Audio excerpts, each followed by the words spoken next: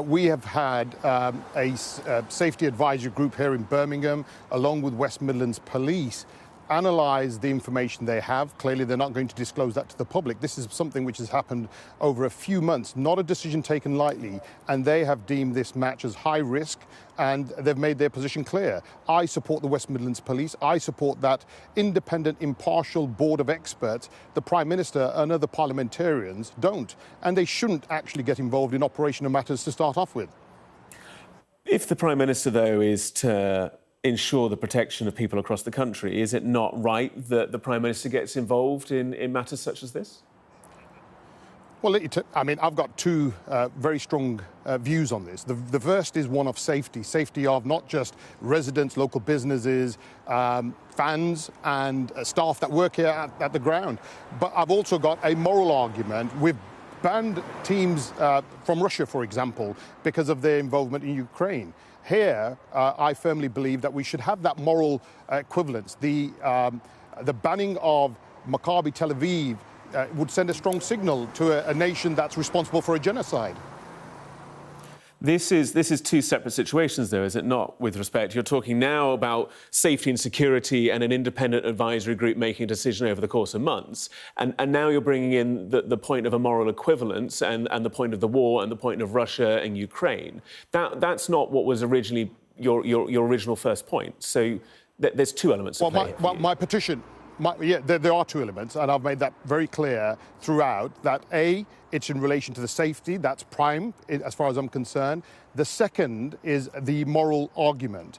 But at present, we know that the safety advisory group here in Birmingham have made their position very clear, and we should support them. We shouldn't get involved in operational matters. Politicians should draw that line in the sand, and unfortunately, the Prime Minister hasn't. Lord John Mann, the government's independent advisor on anti-Semitism, has said that he has provided advice to the police and Birmingham Council, and from his perspective, that's been ignored. He's pointed to the fact that evidence has been put forward and that both clubs want their fans to be there and are fully cooperating with making it happen. Why do you think, if his argument is the case, that his advice has been ignored? Well, first of all, let's not conflate the issue. This is not about the Jewish community. This is about hooligans. We've seen what's taken place in Amsterdam. The night before the match, the chanting, the vile racist chanting, the fact that there were no schools left in Gaza because there are no children left. Amsterdam Council have made a decision that they are not going to allow that team to enter their city. They've taken that stance based on what they have seen. I don't think many of these politicians have actually seen or are watching this in a very blinkered way, and there's no consistency in what they are saying. We need to be consistent. We need to be supporting our local authorities in the decisions they make. You referenced there the game that was November of last year, 2024, Ajax versus Maccabi Tel Aviv. 62 arrests following that. 49 Dutch, 10 Israelis, 5 injuries were all minor, all Israelis, and there was discourse, there was confrontation, there was violence from both perspectives. It feels some, I'm sure, will say that it's all being pointed on the side of the Israeli fans. What do you say to the people that feel as though, you talk about conflation, that maybe the prior events have been conflated into an argument to support what some might want to see happen now, and that is the Israeli fans not being able to attend in Villa?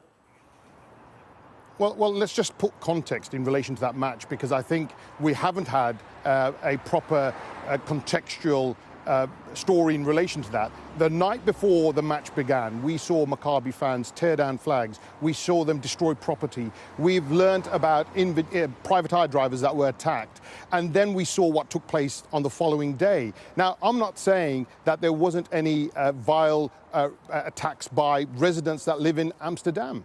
Clearly there was. But this is something which the Safety Advisory Group no doubt would have looked into in great detail. And they've made that decision. I'm supporting their decision. The Prime Minister should be supporting the West Midlands Police and not just jumping to false narratives.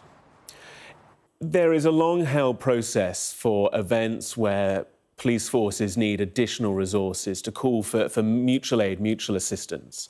And if West Midlands, after this potential renewed meeting that's been called for by the Police and Crime Commissioner of the region, say, look, can we call on other forces to provide more support, more facility, more capacity? If that is provided by, let's say, just for argument's sake, West Yorkshire Police or Cumbria Police, for example, would you support the game going ahead if that security can be provided?